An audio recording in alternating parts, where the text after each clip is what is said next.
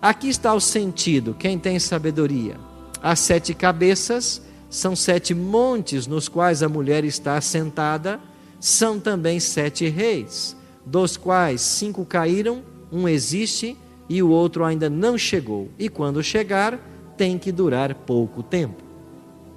A besta que era, não é também ele, o 8º rei, procede do 7 e caminha para a destruição. João e os primeiros leitores certamente entenderam que haveria de vir uma grande apostasia de promiscuidade espiritual da igreja e que esta se uniria com a Babilônia da época, que era Roma, tornando-se, portanto, uma só carne com Roma. É isto que a mulher fez, por isto que ela se tornou a cidade que domina sobre os reis da terra. Graças a esta união infame, ela teria domínio sobre toda a Europa e da Europa partiria para o resto do mundo. E como seria esta união poderosa, espalhada pelo resto do mundo fora dos limites de Roma? Aí entra em cena a segunda besta do Apocalipse 13. Um animal que, diferente do primeiro, que sai do mar, vem da terra, ou seja, de um lugar novo e sem civilização conhecida, já que a primeira vem das águas, que são tribos, línguas, nações e povo. João fala de 7 reis, 5 que já passaram, um que existe e o outro que ainda estava por vir. Fala também da besta como sendo o 8º rei que procede do 7. O que seria tudo isso? O que me faz mais sentido é acreditar que a besta escarlata representaria os 5 impérios inimigos do povo de Deus que já eram caídos na época de João: Egito, Assíria, Babilônia, Pérsia e Grécia. O que existia era a Roma imperial e o que haveria de vir era a Roma cristianizada em sua apostasia. Entretanto, ela também representa um 8º rei, ela a besta eu digo, um rei que procede dos demais. Este seria um último poder consecutivo aos 7 anteriores, sobre o qual a meretriz estará montada na crise final.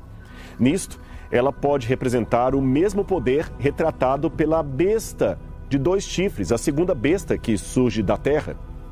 O versículo 10 fala dos 10 chifres levantando-se contra a prostituta. A Bíblia diz, a profecia, que eles se rebelarão violentamente contra aquela que foi a sua amante. As 2 coisas que farão provêm do Antigo Testamento: devorarão sua carne. Aliás, no Antigo Testamento, essa ação sempre é atribuída ao inimigo mais poderoso e selvagem. Você tem isso em Salmo 27, verso 2, Miqueias 3:3. Além disso, eles vão queimá-la na fogueira. E naquela época do Antigo Testamento, esse era o castigo pelos pecados mais terríveis, Levítico 20, verso 14. Em outras palavras, a grande prostituta será castigada com a tristeza que corresponde à mulher que se prostituiu sabendo o que estava fazendo. E deve-se notar que são precisamente os amantes dela que se levantam contra ela.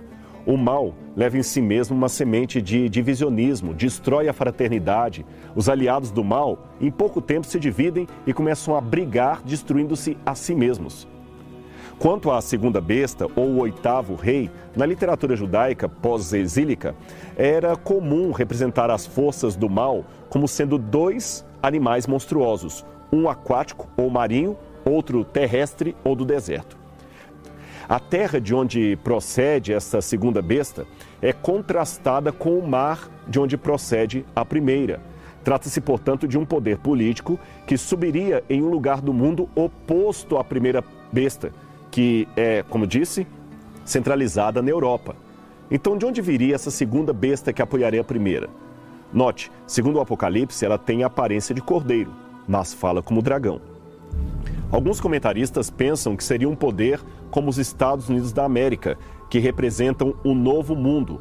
Este pode ser, de fato, um bom candidato para o cumprimento dessa profecia. Os detalhes, aí nós já não sabemos. Mas se essa interpretação estiver correta, os Estados Unidos, mais do que a Rússia ou a China, ainda vão dominar o mundo, oferecendo suporte ao poder representado pela primeira besta que estaria na Europa. Mas, como eu contei, ainda que esta besta foi formada desde os tempos dos leitores de João, eles já sabiam que ela era, na verdade, uma união da igreja com Roma.